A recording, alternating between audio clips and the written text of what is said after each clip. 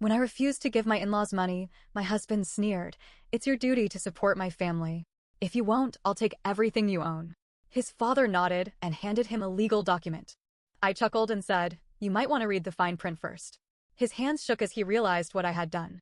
I met Jason, not his real name, when I was 27. He was 30, charming, funny, and made me feel like I was the most important person in the world.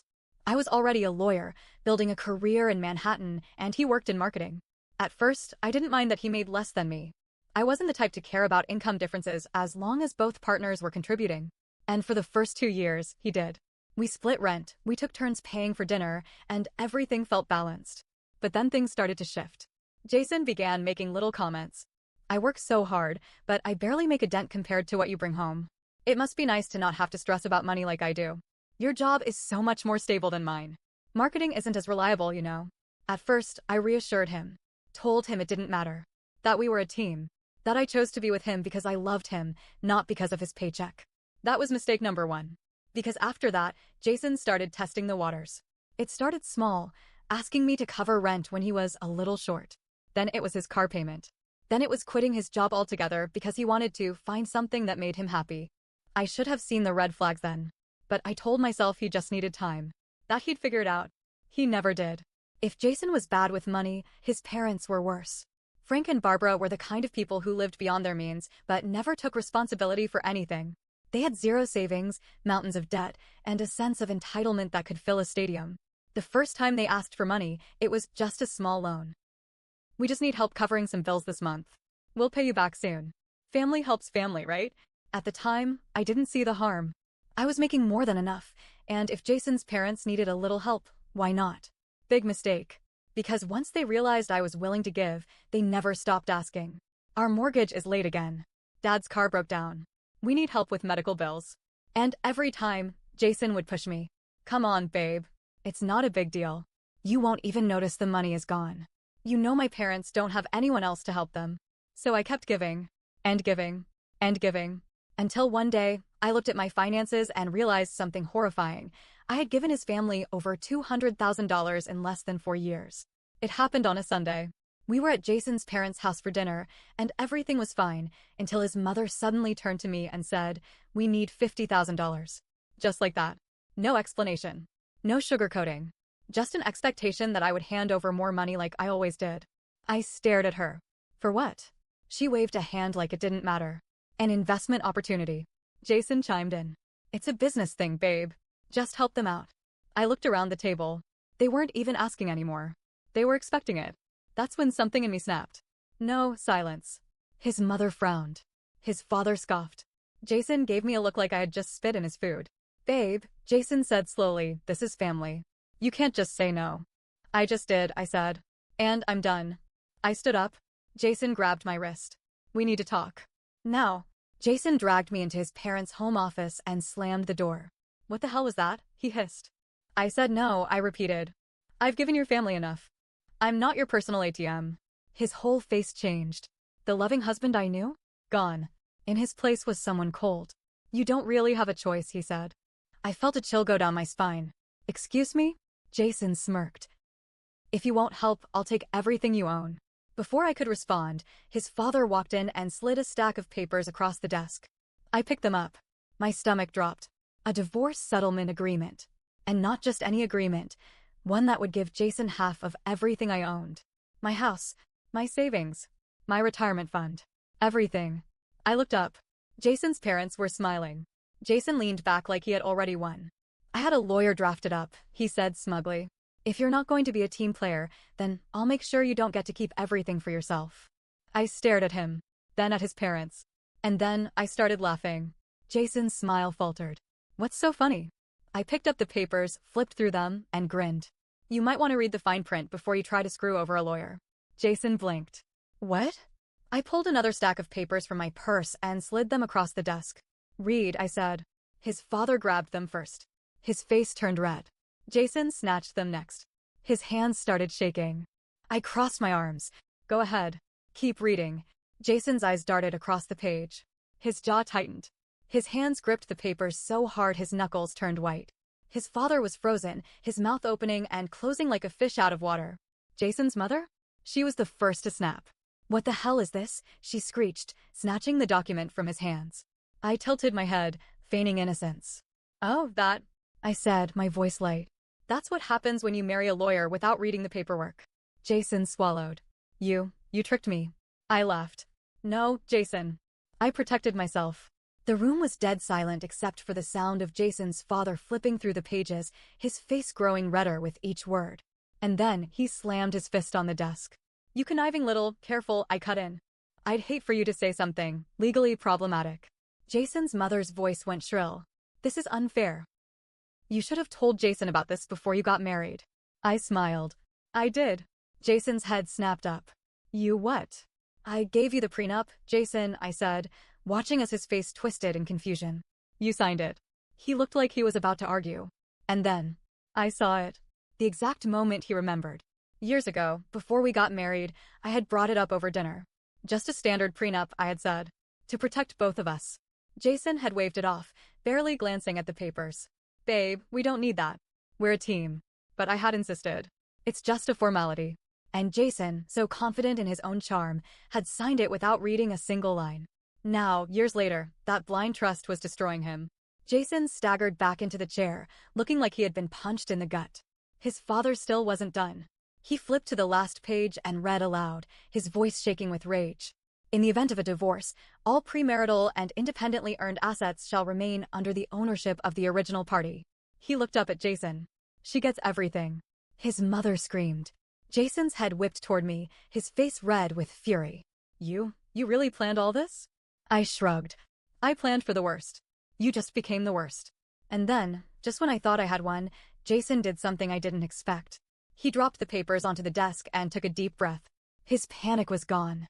And then, he smirked. My stomach twisted. "I'm not stupid," Jason said, leaning back in his chair. "I knew you'd pull something like this." I narrowed my eyes. "What are you talking about?" Jason's father smirked, too. "You really think we'd walk into this without a plan?" I suddenly felt uneasy. Jason leaned forward, resting his elbows on his knees. "You've been so focused on keeping your money, you forgot one thing." His voice dropped into a mocking whisper. "You can't protect your reputation." I felt my pulse in my ears. "What?" Jason pulled out his phone, unlocked it, and turned the screen toward me.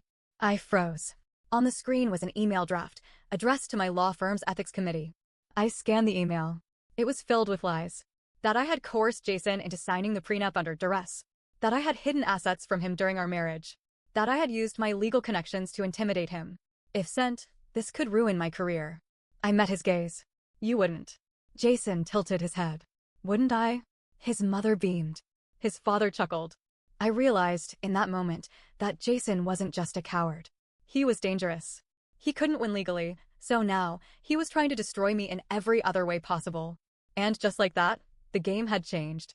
I knew what this meant. If that email got sent, my firm would have to investigate. Even if the accusations were false, even if I proved my innocence, it would still stain my name. I had less than 24 hours before Jason made his next move. And I had one chance to stop him. So I smiled, because Jason had no idea what was coming next. Jason was smiling. That smug, arrogant smirk that made my stomach turn. He thought he had me. The prenup had backed him into a corner, but now he had found another way to destroy me. The fake email accusing me of unethical legal practices sat open on his phone screen. His finger hovered just above the send button. He was daring me to stop him. I forced my expression to stay calm, but inside, my mind was racing. If Jason sent that email, my law firm would immediately launch an internal investigation. Even though I had done nothing wrong, just the whiff of misconduct could tank my career. I took a slow breath. He was bluffing. He had to be. Because if he wasn't, I needed a backup plan. I glanced at his parents. His father was watching me like a predator sizing up its next meal. His mother was practically vibrating with glee. They were enjoying this. They had planned this. That's when it clicked. This wasn't just Jason's idea. His parents were in on it, too. They wanted me gone. Because without me in the picture, Jason would get access to their real plan. I didn't know what it was yet, but I was going to find out. Before I could say anything, my phone vibrated in my pocket. I hesitated. Jason's smirk widened. "You better get that," he taunted. "Might be your boss calling to fire you already." I ignored him and pulled out my phone. My heart nearly stopped when I saw the name on the screen. Jason's side chick. I had discovered Melissa 6 months ago. Jason thought he was slick, but he was predictable.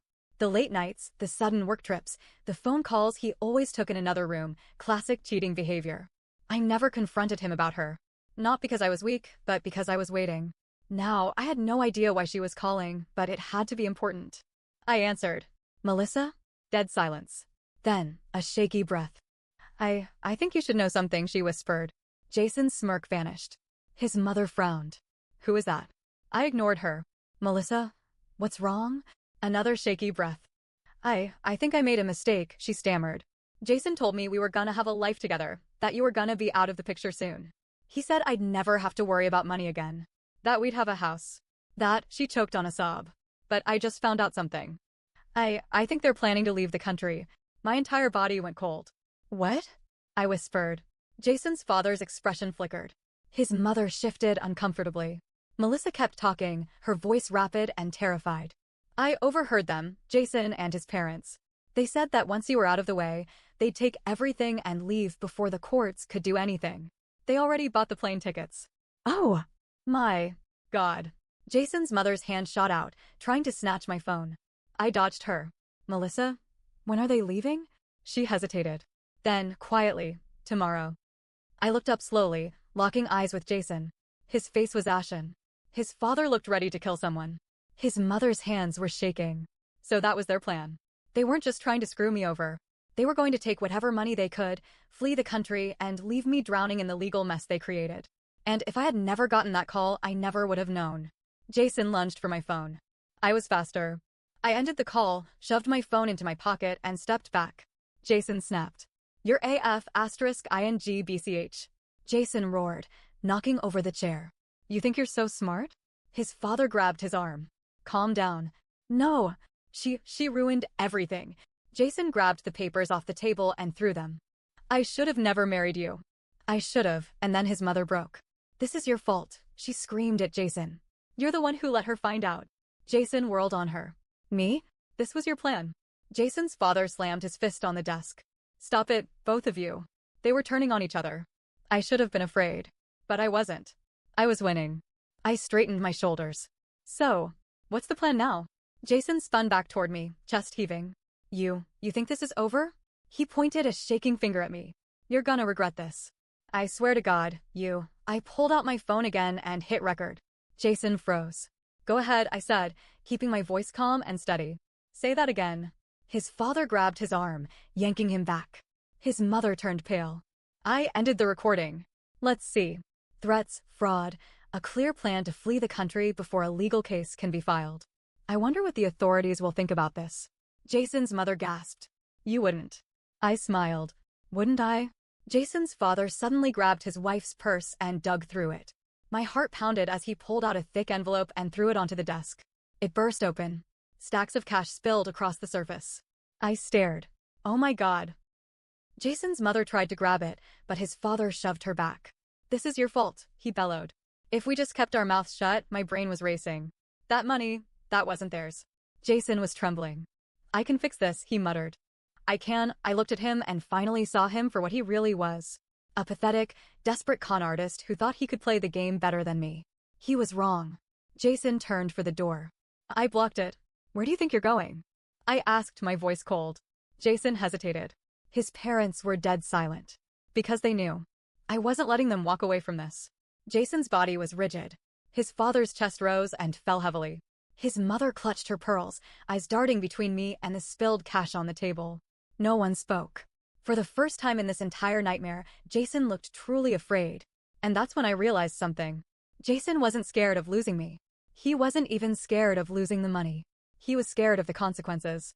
He knew I had the upper hand. He knew I had evidence, his threats, their plan to flee the country, and now, a giant stack of cash that they clearly weren't supposed to have. I took a step forward, my voice low and steady. Where did that money come from? Jason's father answered before Jason could. Don't answer that. I turned to him. Let me guess. It's not exactly legal, is it? Jason flinched. His mother let out a nervous laugh. Don't be ridiculous. It's just savings.